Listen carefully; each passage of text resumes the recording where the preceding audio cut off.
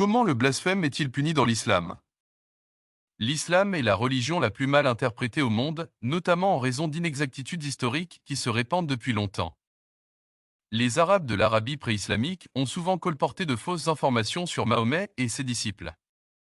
D'ailleurs, certaines de ces histoires ont fini, par inadvertance, par faire partie de livrets religieux. Ces faux récits ont même été adoptés par certains érudits musulmans qui les considéraient comme d'authentiques récits prophétiques. Par conséquent, pour comprendre la religion islamique, il est nécessaire d'étudier uniquement le Coran, car les musulmans croient que ce livre n'a jamais été modifié d'aucune manière. Malheureusement, comme de nombreux adeptes de l'islam croient également à la fausse propagande, j'ai préparé cette présentation après de longues discussions avec des archéologues et des historiens, ainsi qu'avec des érudits musulmans qui m'ont fait remarquer les nombreuses incohérences que l'on peut trouver dans de nombreux ouvrages théologiques. Mon but ici est de discuter un des aspects de l'islam qui a été grossièrement mal compris, la façon dont un musulman est appelé à traiter ses semblables qui lui ont fait du tort ou l'ont insulté. En effet, l'attention médiatique récente sur les caricatures de personnages religieux et spirituels a soulevé de nombreuses questions à ce sujet. Comment le prophète musulman Mahomet a-t-il traité ceux qui ont été cruels et durs avec lui? A-t-il pardonné à ses ennemis? Peu de gens se préoccupent d'aborder les textes religieux avec un esprit ouvert ou d'étudier les livres saints de manière objective. Ils se contentent de leur propre interprétation, souvent biaisée, de la foi. Dans cette brève présentation, nous allons tenter de passer en revue quelques-uns des sujets les plus controversés et les moins compris de l'islam. L'islam est une religion complète qui guide la vie de ses adeptes par le biais d'un ensemble de règles régissant les aspects personnels, sociaux et publics grâce aux versets du Coran et à la compilation des traditions du prophète musulman Mahomet. Dans l'Arabie du XXe siècle, l'islam a établi des règles pour le traitement humain des prisonniers ennemis et la mise en place de directives strictes afin d'administrer la guerre, autorisée que dans des circonstances atténuantes. Les érudits musulmans insistent sur le fait que l'attitude humaine et noble que l'islam exhorte ses adeptes à adopter sur le champ de bataille ne peut être trouvée dans l'histoire d'aucune autre nation. Certains historiens chrétiens admettent qu'avant l'avènement de l'islam, le monde n'avait jamais vu un code d'éthique militaire plus noble et plus compatissant que le ton moral adopté par le prophète Mahomet et ses successeurs, Abu Bakr et Oumar. Les sentiments de justice et les principes de tolérance prônés par l'islam ont étonné les empereurs romains et les évêques orthodoxes qui n'avaient jamais adopté de code moraux tels que la règle de conduite. Cependant, ces derniers temps, en raison de l'influence insistante des médias rapides, qui sont souvent biaisés, certains critiques occidentaux ont affirmé que la violence insouciante existe dans l'islam. Pourtant, au cours des 14 derniers siècles, Mahomet et ses disciples musulmans ont rarement fait la guerre, et même quand cela arrivait, ils ont maintenu le plus haut code de conduite militaire.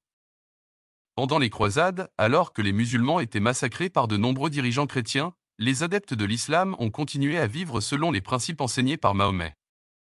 En 1181, alors que la troisième croisade était en cours, le roi d'Angleterre, également connu sous le nom de Richard Cœur de Lion, a fait plusieurs milliers de prisonniers musulmans et a promis de les échanger contre ses propres hommes qui ont été capturés.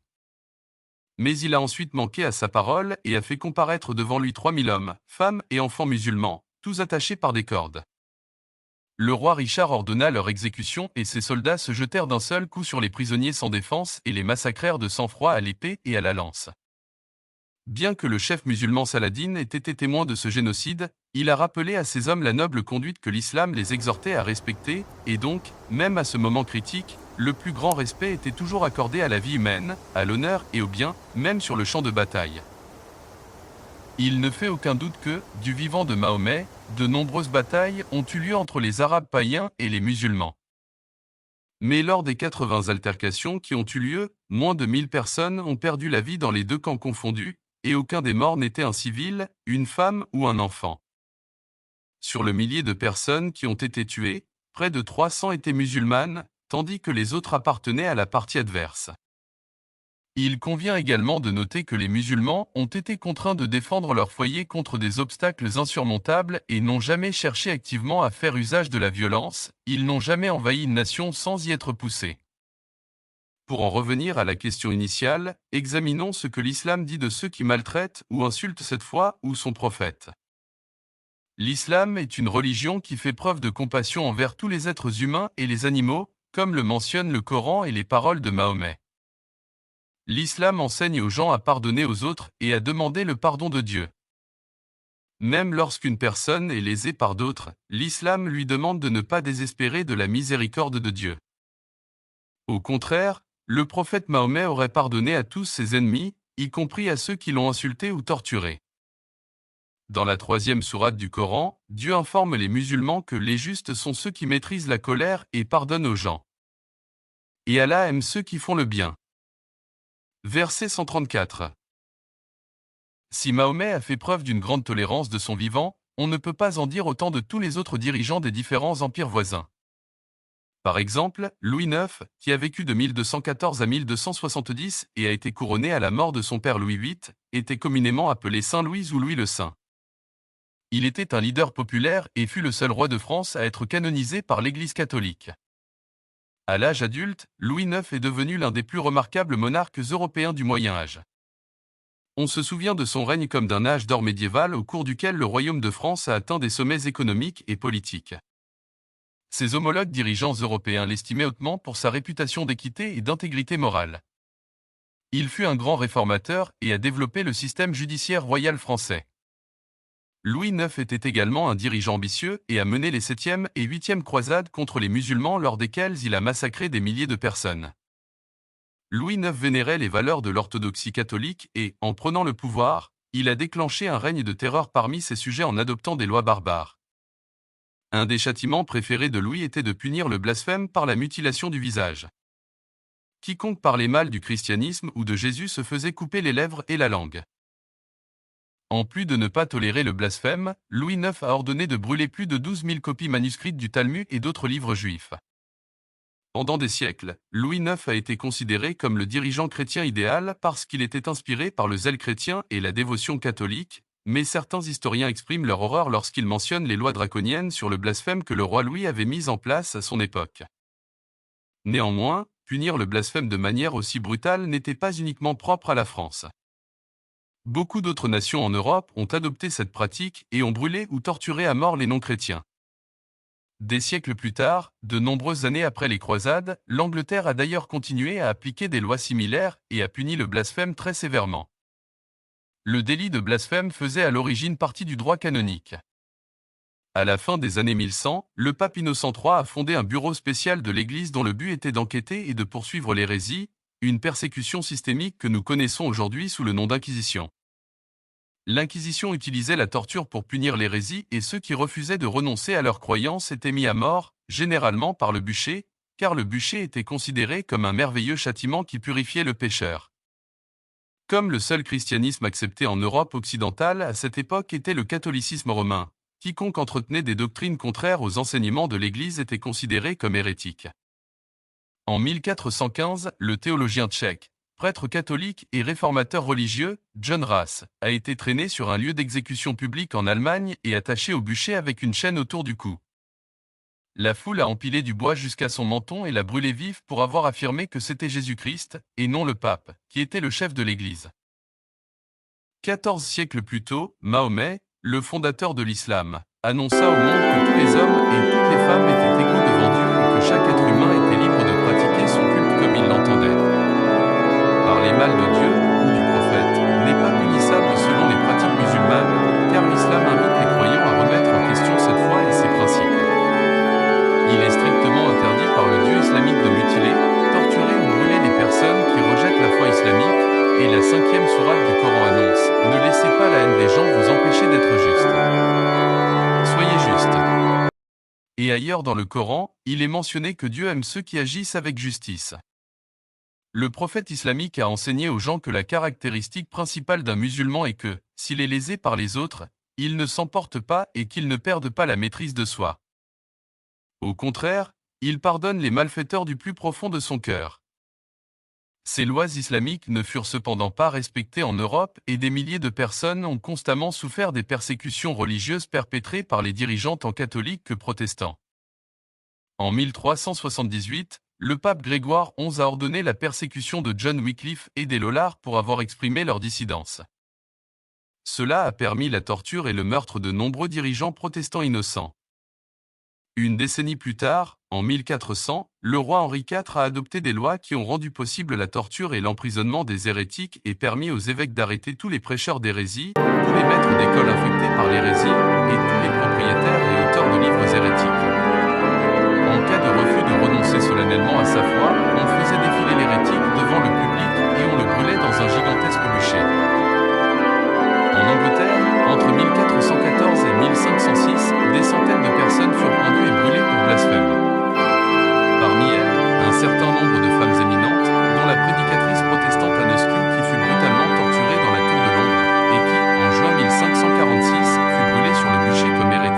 l'ordre du roi Henri VIII.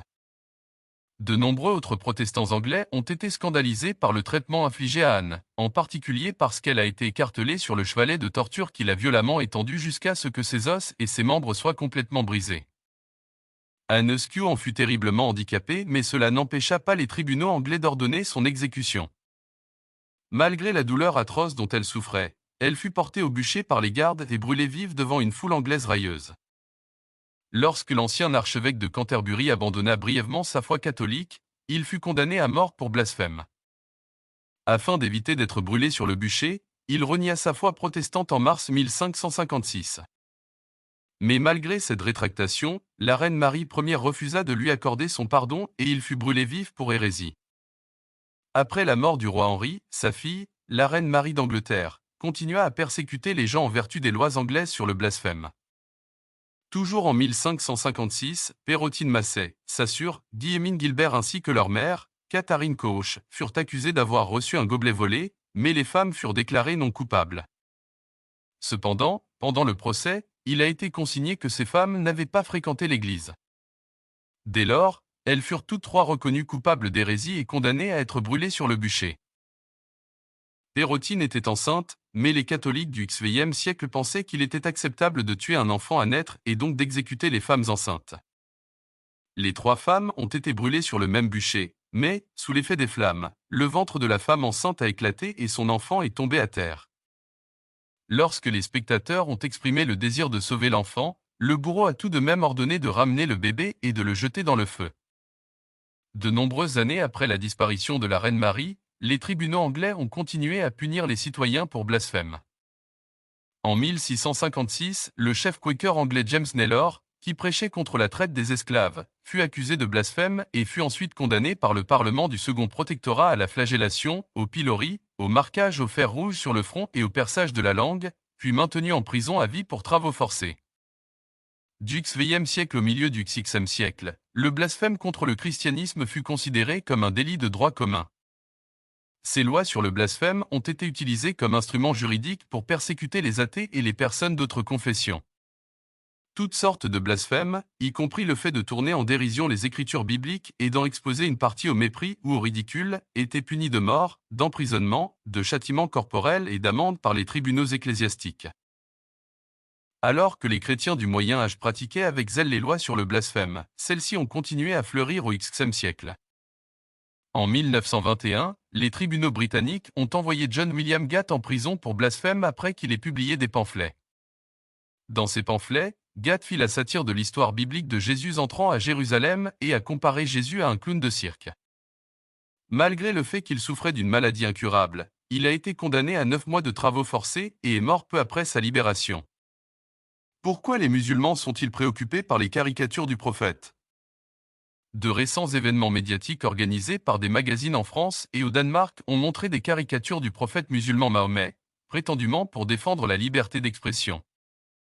Alors que certains ont dénoncé ces caricatures comme représentant un sens de l'humour déplaisant, de nombreux musulmans ont été moins gênés par les caricatures elles-mêmes. Les critiques s'accordent à dire qu'il est regrettable que certains magazines satiriques français estiment devoir insulter les morts afin de créer un contenu humoristique. Néanmoins, dessiner des caricatures du prophète arabe n'est pas une question dramatique pour la plupart des spectateurs. Les musulmans admettent que leur foi leur apprend à respecter les défunts, quels qu'ils soient. Donc pour la plupart, en tant que musulmans, si quelqu'un déshonorait leurs parents décédés et en dessinait des caricatures, ils en seraient très tristes, en effet, mais tout être humain moyen, y compris peut-être un simple Français, le serait aussi.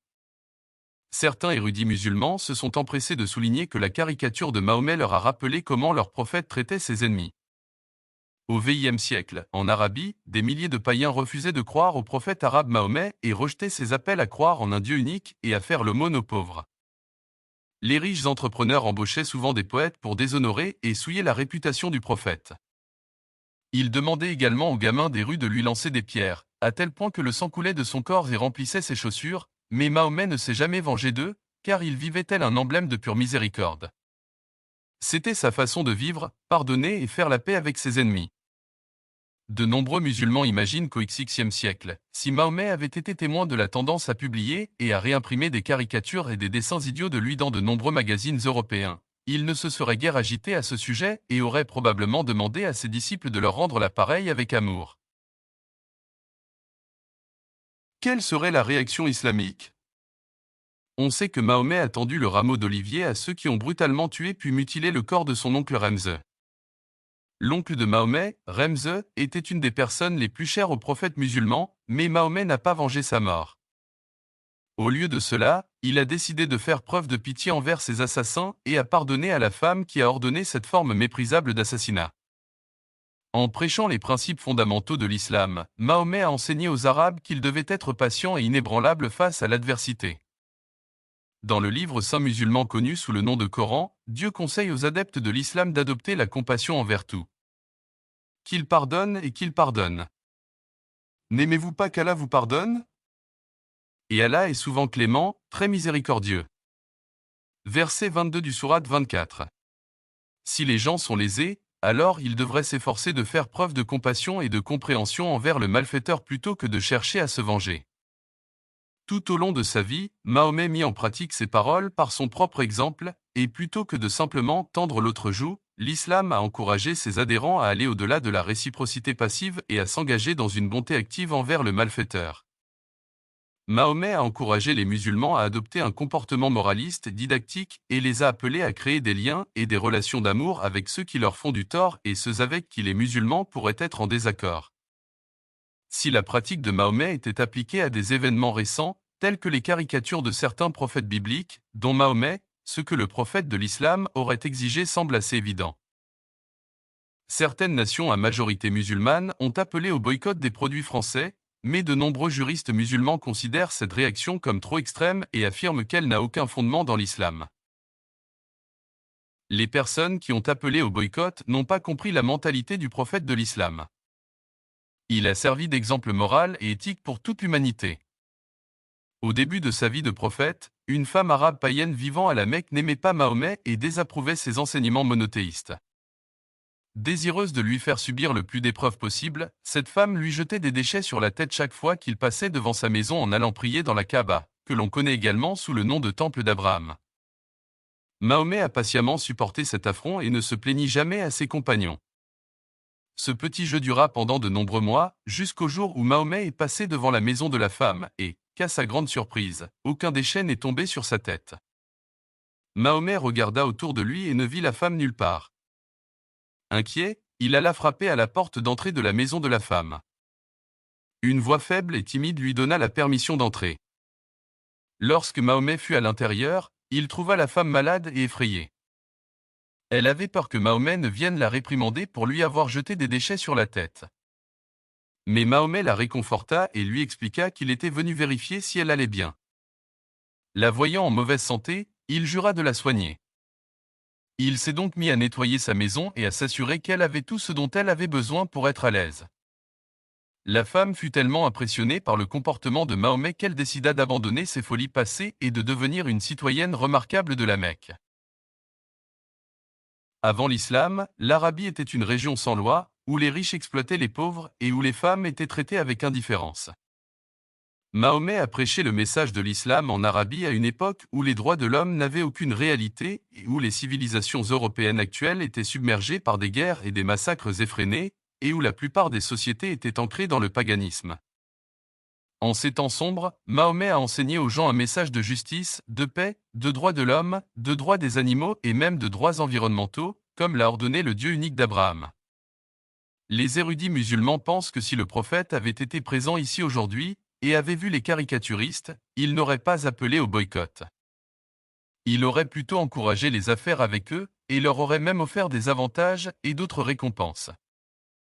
Il aurait sans doute pardonné à chacun des dessinateurs individuellement et les aurait récompensés très généreusement, car c'est ainsi qu'il se comportait toujours avec ses ennemis. Un exemple de la façon dont Mahomet a réagi aux insultes, à la violence et au ridicule peut être perçu lors de son voyage dans la ville de Taïf, où Mahomet était allé pour appeler les gens à abandonner le polythéisme. À cette époque, Mahomet était ridiculisé et persécuté par les païens de la Mecque. Ceux qui croyaient au message de Mahomet étaient également gravement torturés. Les Arabes païens de la Mecque ont boycotté Mahomet et ses amis musulmans pendant 3 ans. En conséquence à cela, le prophète musulman a souffert de terribles maladies, de la faim et d'une pauvreté atroce. La même année, Mahomet a perdu sa femme, Khadija, et son oncle, Abu Talib qui avait été un fervent défenseur de sa cause. Incapable de trouver un allié à la Mecque, et sans la protection de son oncle Abu Talib, Mahomet décida d'aller chercher du soutien hors de la ville. Il espérait diffuser le message de paix aux habitants de Taïf, dans l'espoir qu'ils croient et acceptent le message de l'islam. Après son arrivée à Taïf, Mahomet a rencontré les chefs des principales tribus de la ville et leur a parlé des principes fondamentaux de l'islam, dont celui de n'adorer qu'un seul Dieu et d'abandonner le culte des idoles. Les chefs ont rejeté son message et l'ont insulté très durement. En plus de refuser à Mahomet l'hospitalité arabe traditionnelle, les païens de Taïf ont envoyé le peuple se déchaîner contre lui et ont demandé aux enfants de leur tribu de lui jeter des pierres et de le chasser de leur ville.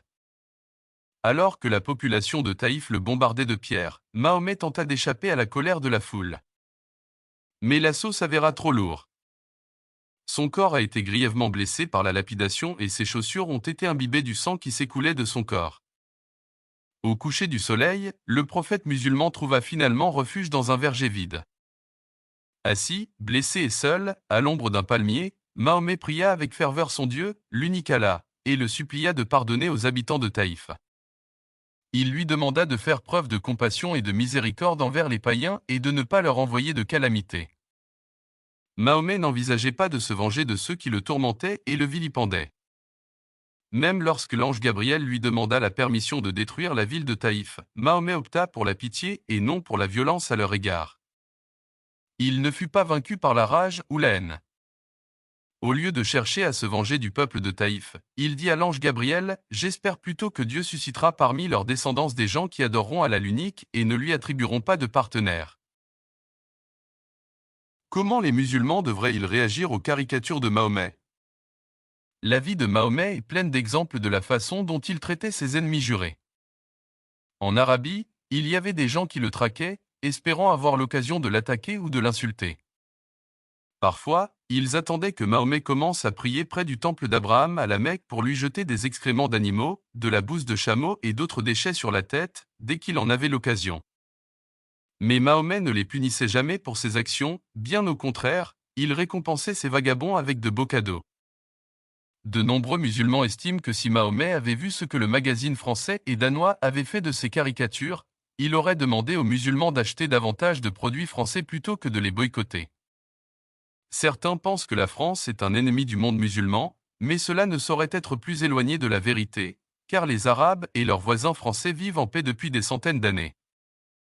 Les musulmans ont toujours aimé leurs voisins français et pendant la Seconde Guerre mondiale, les Français d'origine arabe ont sauvé de nombreux juifs français de l'occupant allemand car il y avait beaucoup d'immigrants d'Afrique du Nord vivant à Paris pendant les années 1940.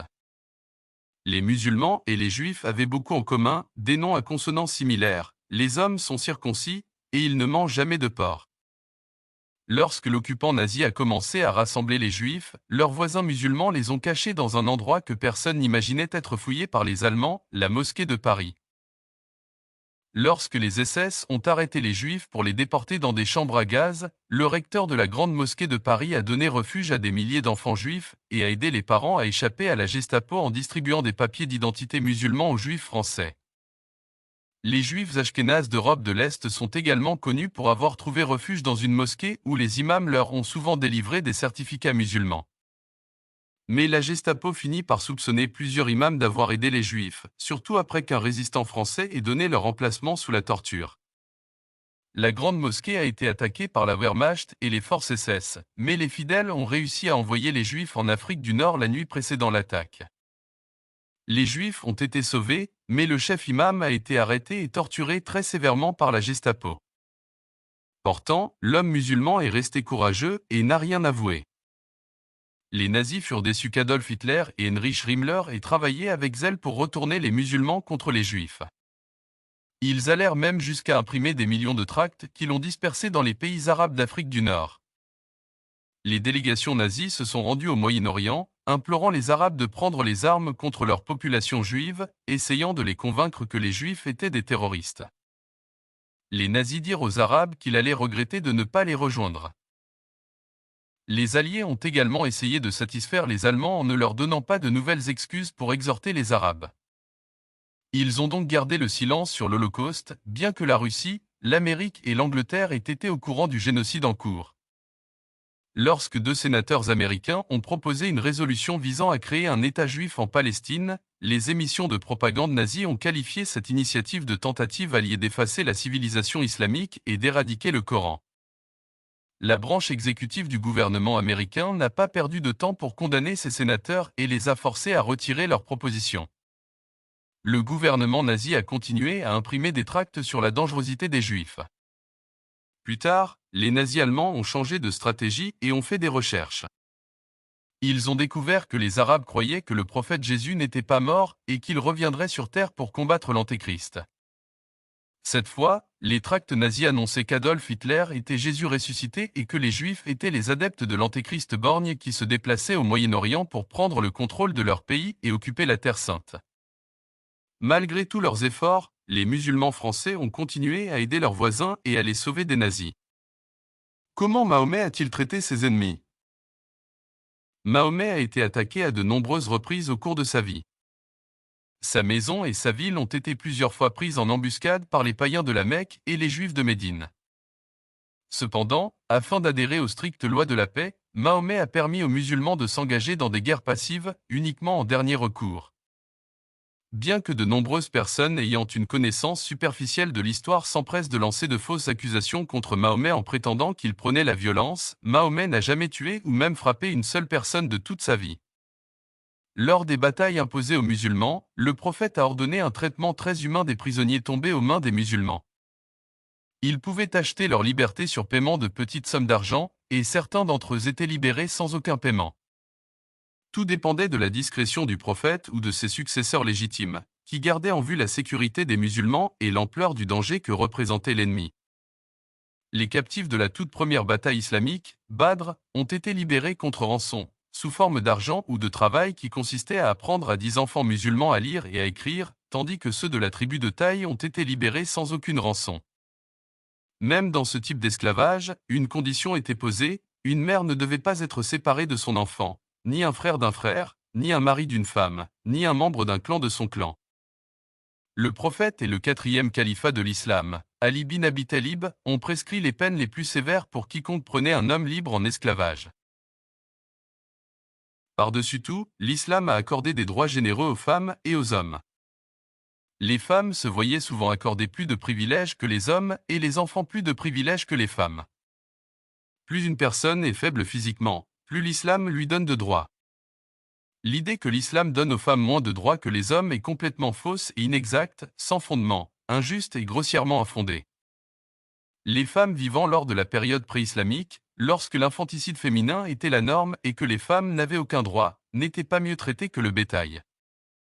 Comme les esclaves, les femmes étaient considérées comme une espèce inférieure qui n'avait aucune existence légale. Dans un monde aussi primitif, ce que Mahomet a accompli pour les femmes est extraordinaire. L'idée même qu'une femme puisse être témoin ou puisse hériter de quoi que ce soit de son propre chef était étonnante. En fait, pendant les nombreux siècles qui ont suivi la vie du prophète Mahomet, les femmes de la société islamique ont eu une position sociale bien plus élevée que les femmes non musulmanes de l'époque.